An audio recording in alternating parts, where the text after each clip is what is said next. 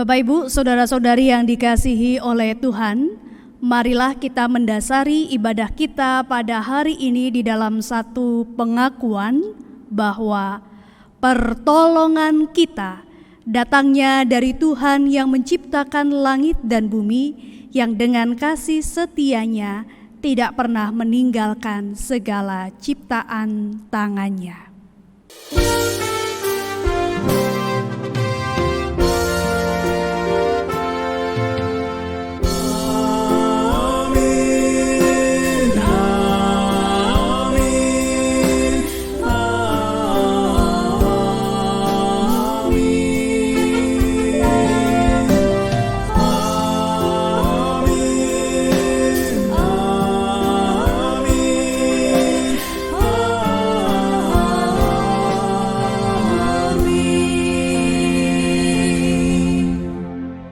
Tuhan beserta saudara. Dan beserta saudara juga. Bapak Ibu, saudara-saudari yang dikasihi oleh Tuhan, pada hari ini kita bersama-sama beribadah di dalam satu tema pemberian Tuhan kepadamu. Di dalam tema ini kita akan belajar untuk melihat apa yang Tuhan berikan di dalam kehidupan kita. Apa yang sudah Tuhan sediakan di dalam kehidupan kita. Di dalam berbagai macam pergumulan dan pergulatan hidup, di dalam segala kesulitan-kesulitan yang kita hadapi, kita senantiasa menantikan dan mengharapkan pertolongan dari Tuhan. Ketika jalan-jalan yang ada di hadapan kita terlihat tertutup, kita menantikan Tuhan untuk membukakan hati kita, membukakan mata kita untuk melihat jalan keluar yang Tuhan bukakan. Tetapi sesungguhnya, jikalau kita mau menggumuli tema ini, apa yang Tuhan berikan di dalam kehidupan kita? Sesungguhnya kita akan menjumpai bahwa apa yang Tuhan berikan bukan sekedar hal-hal yang kita minta kepada Tuhan. Tetapi Tuhan di dalam kebaikannya, dalam kerahimannya, dalam hikmatnya juga akan memberikan hal-hal yang terkadang tidak kita minta, tetapi Ia tahu bahwa itu kita butuhkan. Oleh karena itu, biarlah di dalam ibadah ini hati dan pikiran kita boleh terbuka pada segala pemberian-pemberian Tuhan yang mempunyai maksud baik dalam kehidupan kita. Saya mengajak kita semua untuk tunduk kepala, kita berdoa. Di dalam kemurahan-Mu ya Bapa, kami datang, kami mengucap syukur atas hidup yang Tuhan berikan kepada kami. Di dalam segala pergulatan dan perjuangan yang masih harus kami lalui sampai saat ini, kami tahu bahwa kami tidak pernah ditinggalkan sendiri.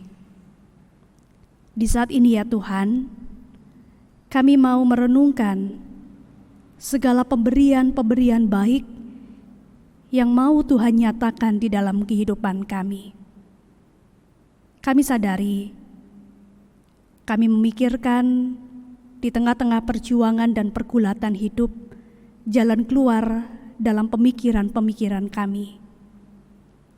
Seringkali di dalam doa-doa kami, dalam pergumulan kami meminta Tuhan menjawab seperti yang kami mau. Tapi kami kurang terbuka untuk melihat bahwa sesungguhnya di dalam persoalan yang kami hadapi, Tuhan juga mempunyai jalan-jalan yang lebih baik. Maka jikalau Tuhan memberikan jawaban yang berbeda dari apa yang kami bayangkan, terkadang kami tidak siap, kami marah, kami menuduh bahwa Tuhan tidak mengasihi kami. Ampunilah kami.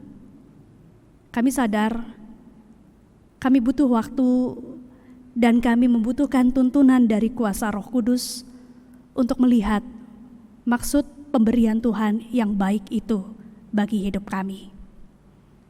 Maka di dalam segala kelemahan dan keterbatasan kami, dalam kebutaan hati dan juga rohani kami minta kuasa Tuhan membuka mata hati kami, mencelikan kami. Kami mengakui segala kesalahan dan dosa kami, dan kami sadar kami membutuhkan pengampunan. Dan di dalam nama Tuhan Yesus Kristus, kami memohon pengampunan. Amin. Bagi setiap kita yang mengakui dosa-dosanya di hadapan Tuhan, 1 Petrus pasal yang ketiga ayat yang ke-10 sampai yang ke-12 dikatakan demikian.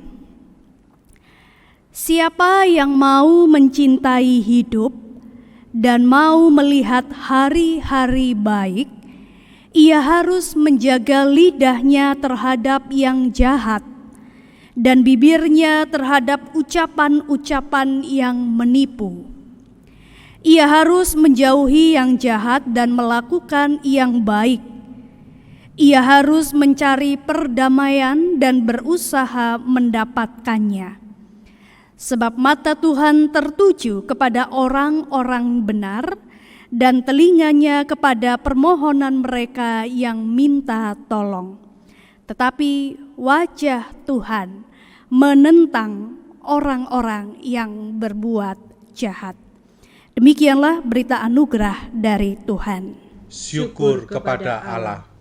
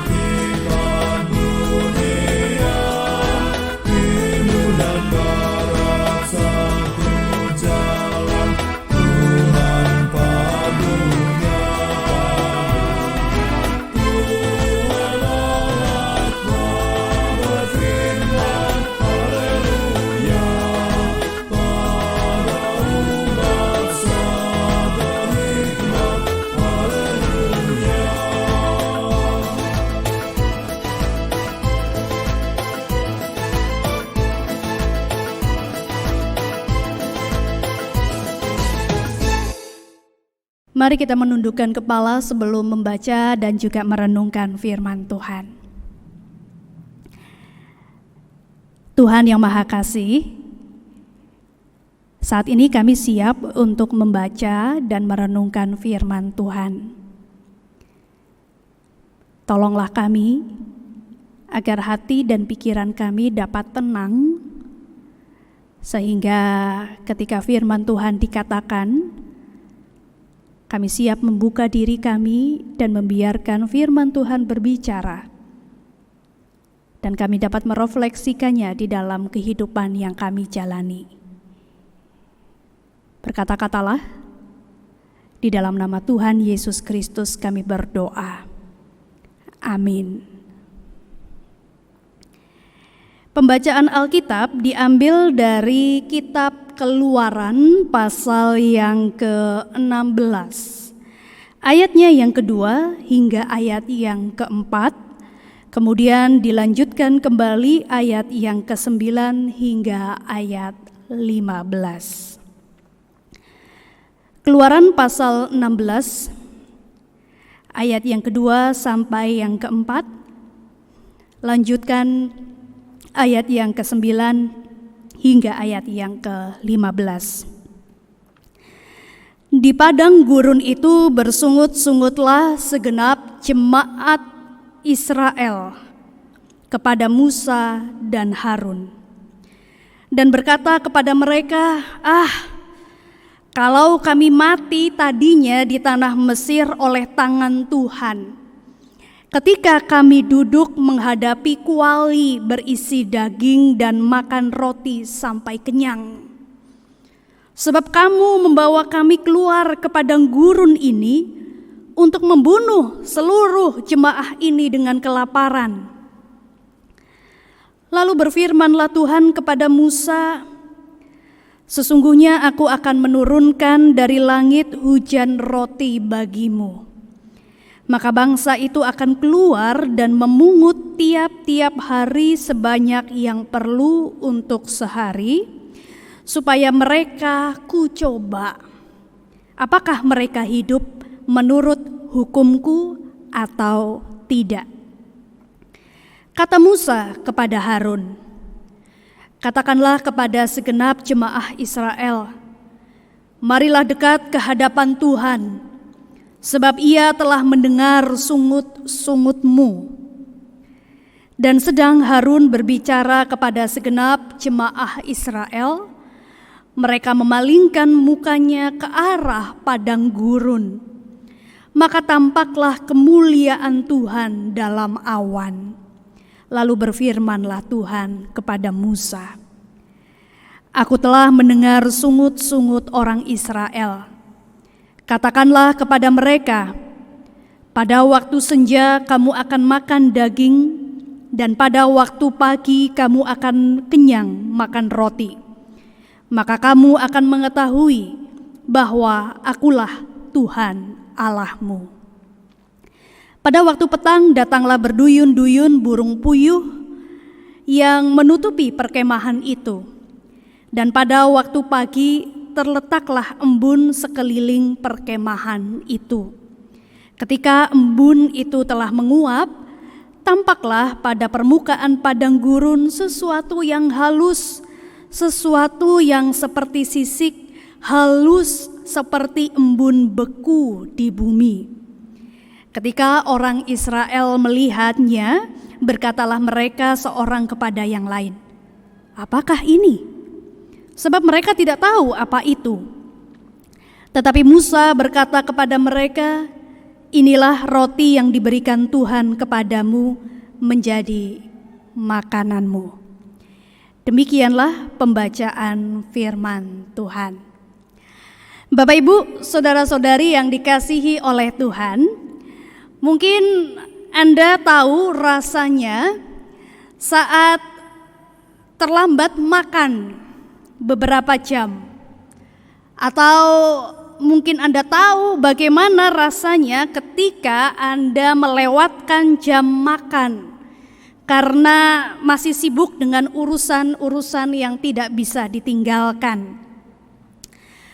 Mungkin Anda pernah merasakan bagaimana saat harus tidak makan karena puasa, ya. Puasa karena alasan kesehatan, puasa karena alasan agama, mungkin puasa Paskah. Anda tahu bagaimana rasanya lapar, menahan diri untuk tidak makan. Mungkin Anda juga tahu bagaimana rasanya selama beberapa waktu hanya mengkonsumsi larutan sayur atau nutrisi sebagai bagian dari diet ketat yang sedang Anda jalani. Tapi ibu bapak, saudara-saudari, bagaimana rasanya kalau Anda belum makan selama beberapa hari, belum makan apapun sama sekali, dan dalam keadaan seperti itu Anda masih tidak tahu di mana Anda bisa mendapatkan sesuap nasi. Anda tidak tahu di mana Anda bisa mendapatkan makanan. Kebanyakan orang saat ini tidak pernah mengalami siksaan mengerikan semacam itu. Banyak di antara kita yang saat ini kelebihan makan sampai sakit daripada kekurangan makanan dan menjadi sakit. Akan tetapi ibu bapak, saudara-saudari, leluhur kita sangat tahu bagaimana hidup dengan menahan rasa lapar. Bagaimana hidup di tengah kelaparan yang mengancam, menewaskan banyak orang. Kalau Anda pernah ngomel, marah-marah karena tidak ada makanan di rumah padahal Anda sudah sangat lapar, mungkin Anda akan lebih bisa memahami sungut-sungut orang Israel yang dikisahkan dalam bacaan kita. Sudah sekitar sebulan lamanya sejak orang-orang Israel keluar dari tanah perbudakan di Mesir. Dan semakin lama perjalanan, semakin jauh mereka berjalan, semakin nyata persoalan-persoalan mendasar yang harus mereka hadapi, yaitu kesulitan air minum dan makanan. Dengan kata lain, rombongan orang-orang yang baru merdeka itu terancam pada bahaya kekeringan dan kelaparan. Maka mengomellah orang-orang Israel, bersungut-sungut, marah-marah. Kepada siapa segala rasa frustasi dan omelan itu mereka tujukan? Ya, kepada orang-orang yang memimpin perjalanan keluar dari tanah perbudakan di Mesir. Para pemimpinlah yang harus bertanggung jawab, Musa dan Harun. Dalam omelan yang mereka katakan kepada Musa dan Harun, kemudian mereka membandingkan keadaan ketika mereka masih menjadi budak di Mesir dengan kelaparan yang sedang mereka alami. Mereka mengatakan bahwa di Mesir mereka bisa mati setidaknya dengan menghadapi kuali berisi daging dan roti berlimpah yang mengenyangkan. Ibu bapak, saudara-saudari, terkadang orang itu suka lupa, ya.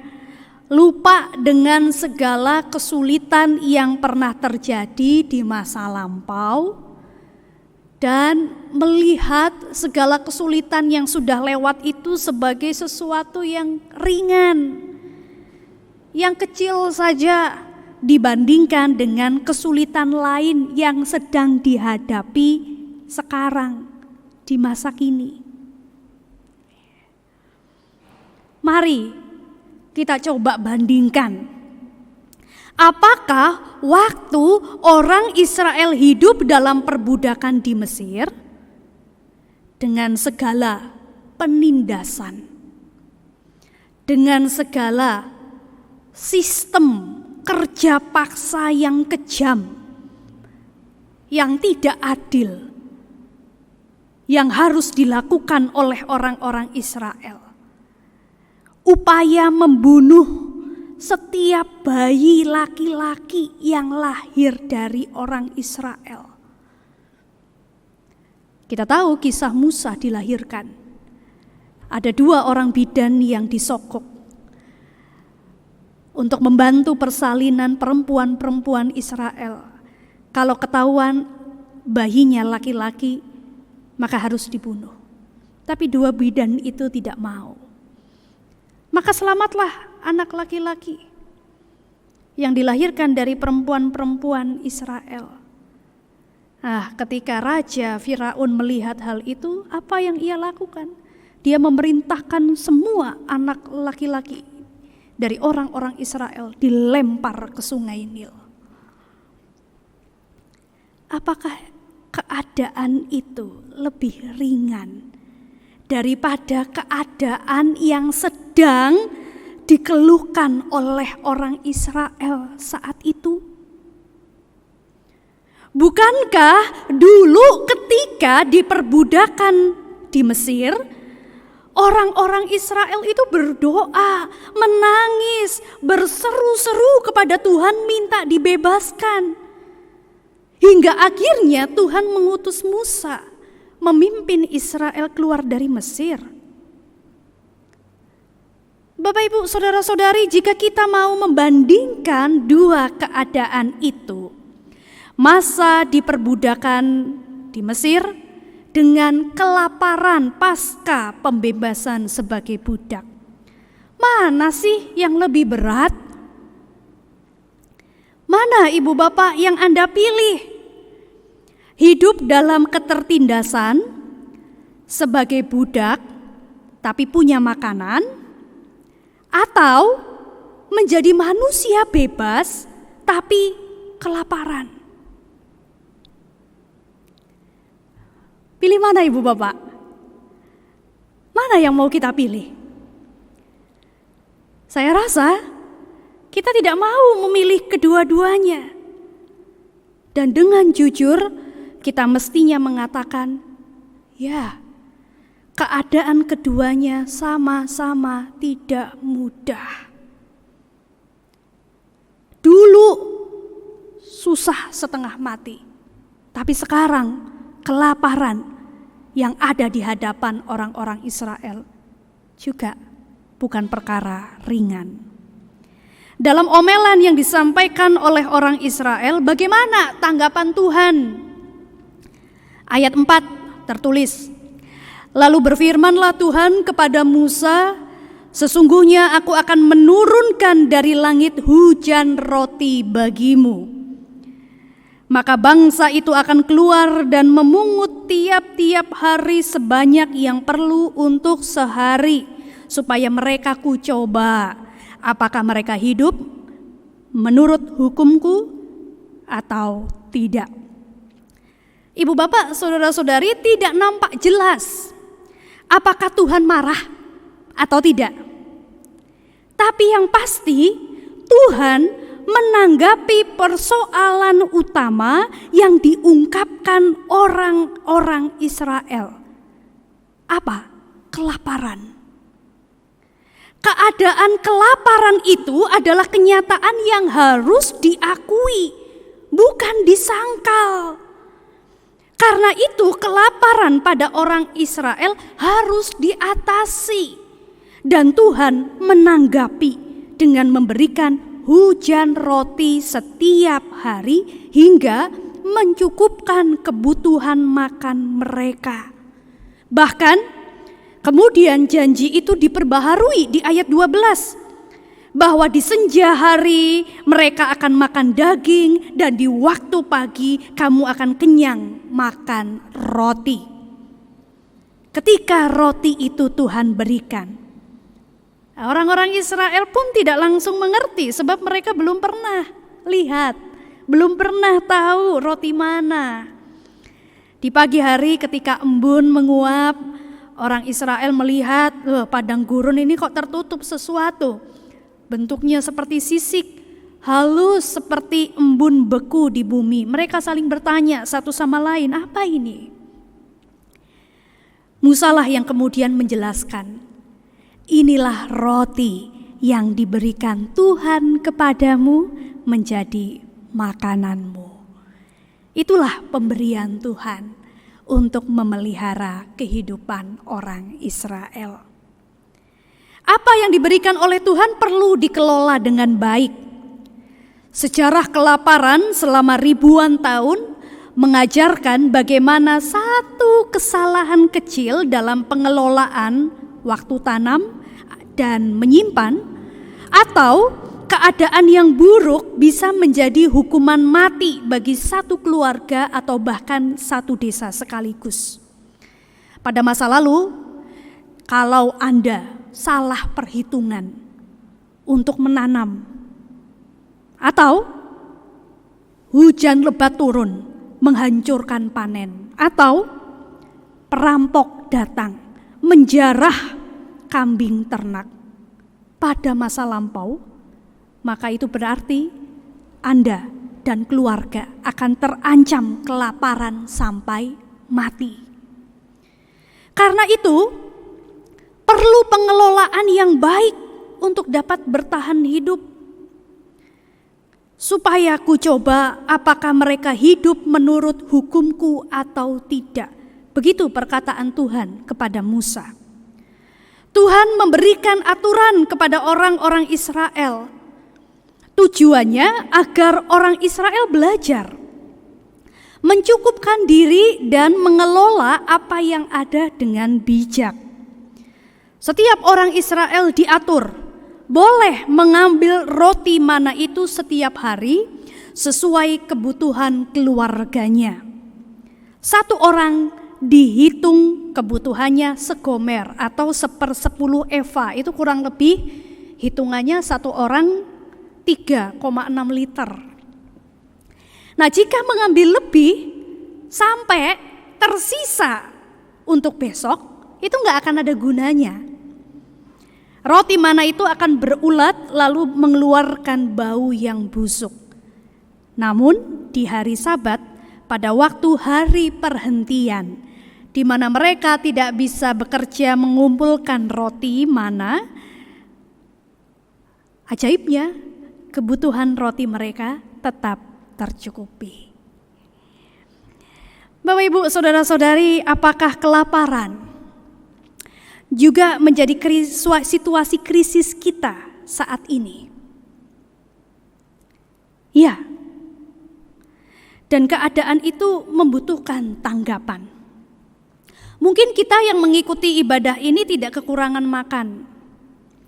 Lapar sedikit, banyak makanan tersedia untuk kita nikmati. Tapi di luar sana, mungkin ada yang hidup di dalam kelaparan. Tidak bisa bekerja, tidak punya tabungan, tidak punya hasil kebun untuk dipanen, tidak punya uang untuk membeli bahan makanan, tidak terjangkau bantuan dari pemerintah. Jika kita tahu ada orang-orang yang mengalami hal demikian di sekitar kita, misalnya tetangga kita, maka jangan berdiam diri. Tolonglah. Ya. Teman-teman yang ada di Monggot dan Gundi, tempat di mana GKI Purwodadi mempunyai pos PI, teman-teman di Monggot itu mempunyai program yang namanya Meja Kemanusiaan. Nah, ide ini muncul dari pengalaman salah seorang warga gereja namanya Ibu Wari, yang pada suatu hari didatangi tetangganya. Tetangganya datang mau pinjam uang sebesar 10.000 rupiah. Untuk apa? Katanya, untuk beli sayuran, mau dimasak. Jadi mau buat beli sayuran aja enggak punya uang, mesti pinjem.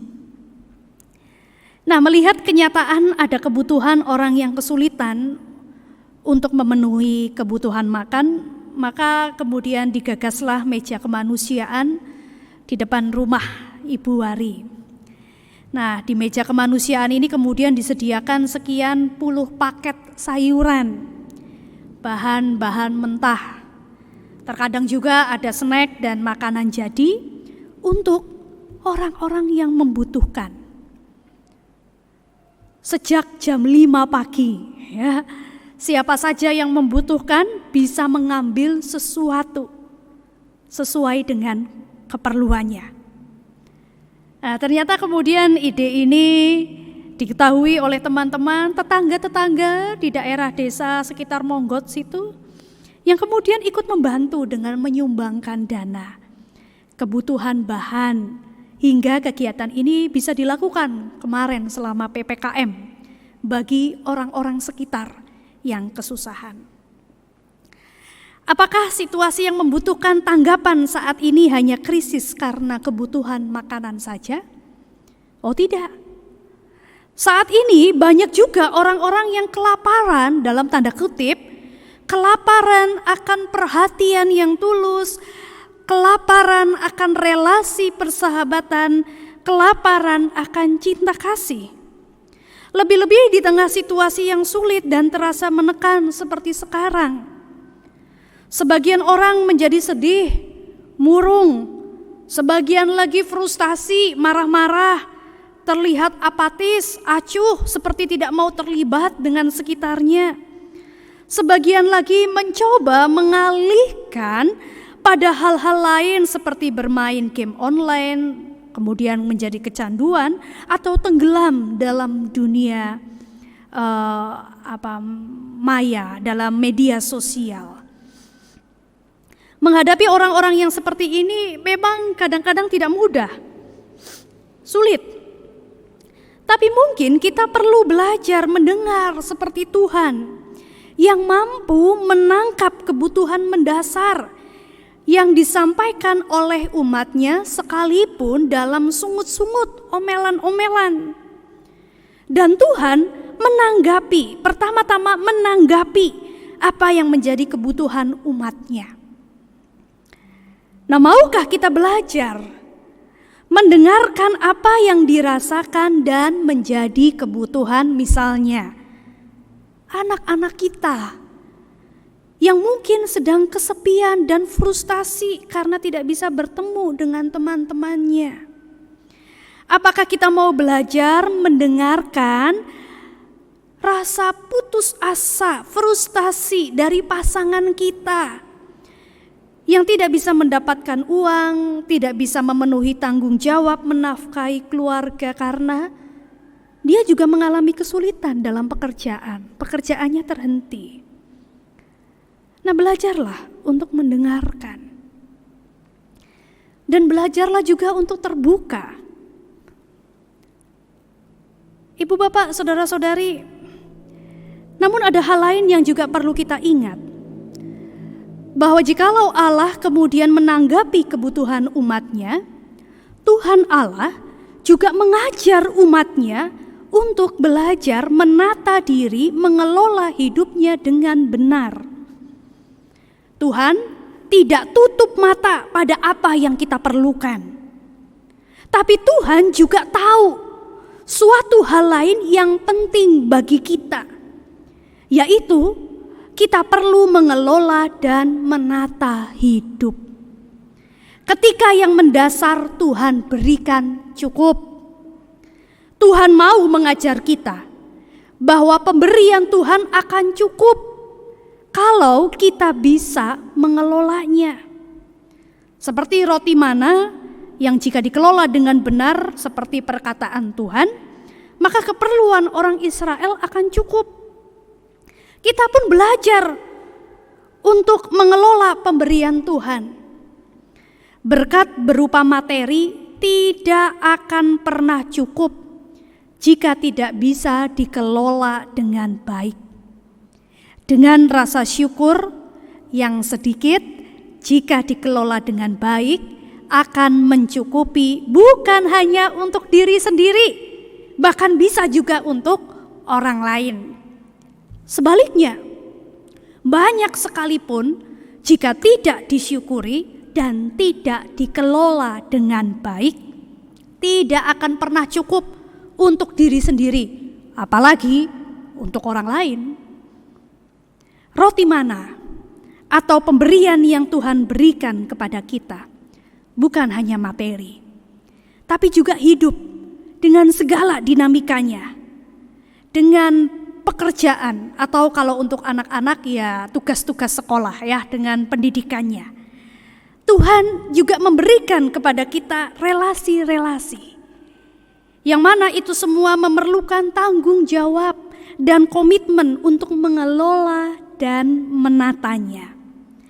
Firman Tuhan menjadi acuan yang menolong kita untuk menata diri kita dan mengelola hidup, pekerjaan, pendidikan, dan relasi. Apa yang kita butuhkan? Makanan, pekerjaan, relasi, Tuhan berikan. Tapi segala yang Tuhan berikan itu kan perlu dikelola, dirawat, ditata dengan benar.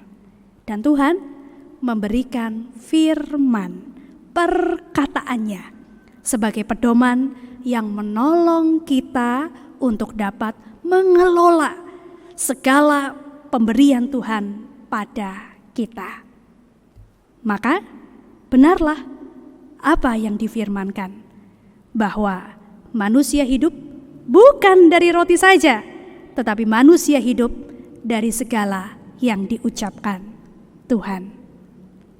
Amin. Saat teduh bagi kita.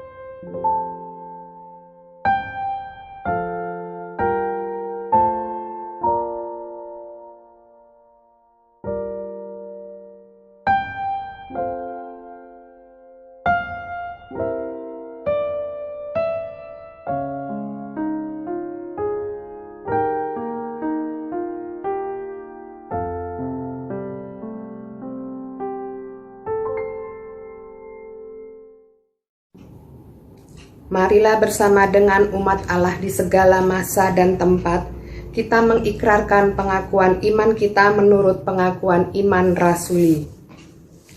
Aku percaya kepada Allah, Bapa yang Maha Kuasa, Khalik langit dan bumi, dan kepada Yesus Kristus, Anaknya yang tunggal Tuhan kita, yang dikandung dari Roh Kudus, lahir dari anak darah Maria, yang menderita sengsara di bawah pemerintahan Pontius Pilatus, disalibkan, mati dan dikuburkan, turun ke dalam kerajaan maut, pada hari ketiga bangkit pula dari antara orang mati, naik ke surga, duduk di sebelah kanan Allah, Bapa yang Maha Kuasa, dan dari sana ia akan datang untuk menghakimi orang yang hidup dan yang mati.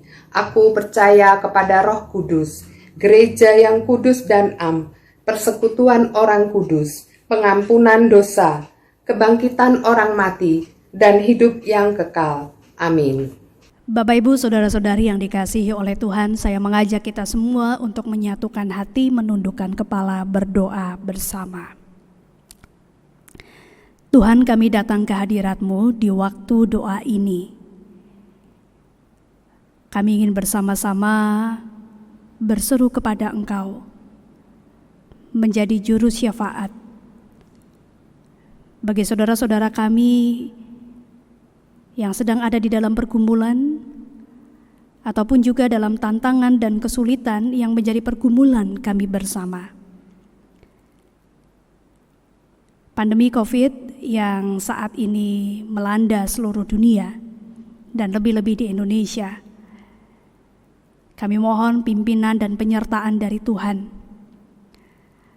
agar segala upaya-upaya dapat disadari sebagai gerak bersama, baik dari pemerintah, dari tenaga kesehatan, dari pemegang kebijakan, maupun juga dari masyarakat. Kami tahu bahwa pandemi ini harus kami hadapi bersama. Kami tidak bisa melawannya sendiri-sendiri, tetapi bersama-sama. Dan kami ingin berdoa agar upaya untuk pemberian vaksin COVID dapat berjalan dengan baik, dan kami pun masyarakat boleh ambil bagian untuk bisa menyelesaikan pandemi ini dengan ikut menerima vaksin COVID. Kami doakan untuk tenaga kesehatan yang masih tetap setia dengan tugas panggilan mereka, Tuhan akan pimpin dan sertai agar dalam kerja mereka tidak kehilangan api semangat dari Tuhan untuk mengerjakan panggilan hidup, merawat yang sakit, menjadi tangan kasih Tuhan yang merawat orang-orang yang menderita, agar mereka boleh merasakan pemulihan, kesembuhan yang datangnya dari Tuhan. Kami mengingat saudara-saudara kami yang sedang berjuang di dalam sakitnya, yang saat ini menjalani perawatan baik di rumah maupun juga di rumah sakit. Kami ingat akan Saudara Nugroho Joko Sutrisno, kami ingat akan Bapak Pranoto, kami ingat akan Bapak Yahya Gunojoyo, dan juga saudara-saudara kami lainnya yang tidak bisa kami sebut namanya satu demi satu. Dalam perawatan yang sedang dijalani, kami berseru kepada Tuhan, Tuhan tolonglah, agar saudara-saudara kami ini boleh diberikan kekuatan dan boleh diberikan pemulihan. Tuhan, Engkau yang berkuasa atas kehidupan saudara-saudara kami dan atas kehidupan kami, dan kami memohonkan kesembuhan bagi mereka yang sakit. Kami juga ingin berdoa untuk segala pergumulan-pergumulan kami pribadi lepas pribadi. Kami ingin berdoa agar anak-anak kami yang saat ini masih terus berupaya mengikuti pembelajaran secara online, maka boleh mendapatkan apa yang menjadi hak mereka untuk belajar, dan sekolah-sekolah juga boleh dengan tetap semangat memberikan dukungan dan juga pendampingan yang memadai bagi setiap murid. Kiranya Engkau akan terus menolong agar dunia pendidikan, baik guru dan murid, dapat mengupayakan pembelajaran yang maksimal di tengah-tengah situasi pandemi seperti saat ini. Engkau berkati para orang tua agar mereka juga boleh menjadi sahabat bagi anak-anak di rumah, supaya rumah boleh menjadi tempat yang kondusif untuk anak-anak belajar. Kiranya setiap keluarga boleh Tuhan berkati dengan damai sejahtera-Mu. Segala pekerjaan dari setiap anak-anak Tuhan biarlah diberkati, boleh dicukupkan apa yang menjadi kebutuhan setiap keluarga. Kami sungguh mengamini firman-Mu ya Tuhan, bahwa pemberian Tuhan akan senantiasa dicukupkan, dan mampukan kami bersyukur dan mengelolanya dengan benar, berpegang kepada firman-Mu. Tuhan yang Maha Kasih, kami serahkan seluruh kehidupan kami dengan segala pergumulannya di dalam nama Kristus Yesus, sebab kami percaya bahwa perjalanan hidup bersama dengan Tuhan kami senantiasa disertai, kami senantiasa ditemani, maka tenang dan damailah hati kami. Di dalam nama Yesus Kristus kami berdoa, amin. Saatnya kita memberikan persembahan. Ayat persembahan diambilkan dari 1 Timotius 6 ayat 6 yang berbunyi demikian. Memang ibadah itu kalau disertai rasa cukup memberi keuntungan besar. Bapak Ibu, mari kita bawa persembahan kita.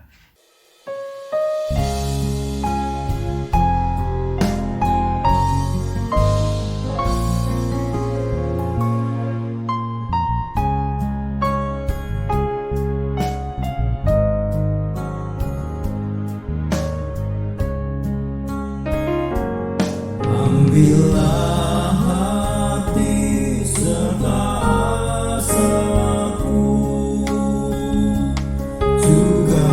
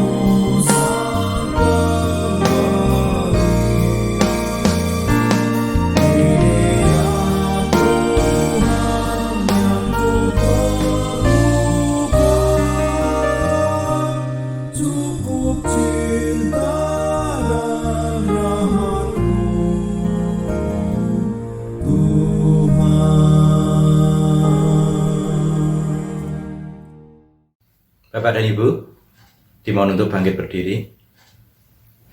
Mari kita berdoa. Ya Tuhan Allah Bapa yang ada dalam kerajaan surga, Allah pencipta alam semesta.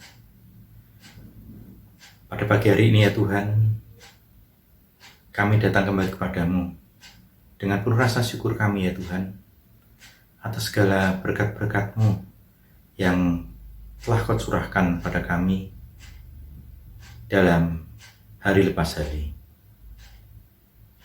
Pada pagi hari ini, kami memberikan sebagian dari berkat-berkat-Mu. Kiranya Engkau yang memberkati persembahan kami. Begitu juga Engkau yang menguduskan dan menyucikannya.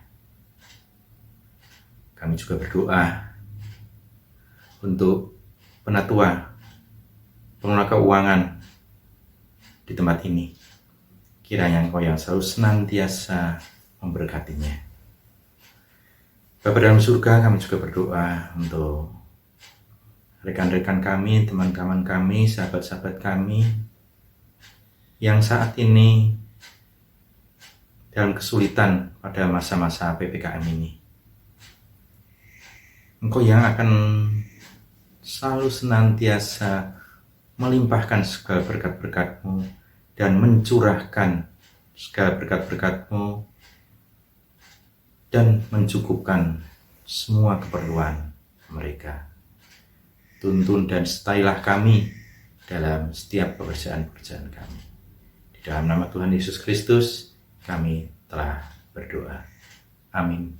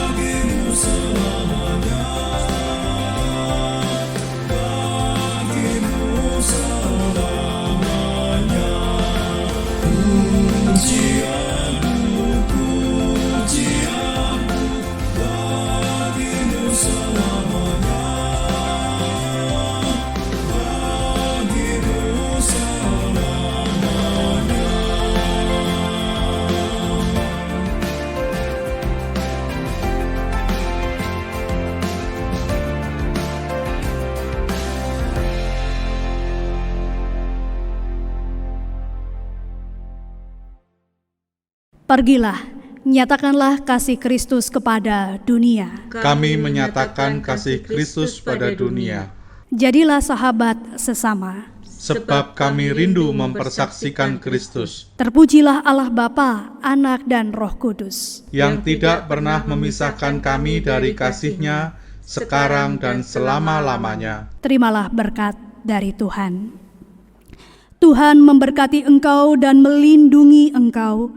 Tuhan menyinari engkau dengan wajah-Nya dan memberi engkau kasih karunia. Tuhan menghadapkan wajah-Nya kepadamu dan memberi engkau damai sejahtera. Amin.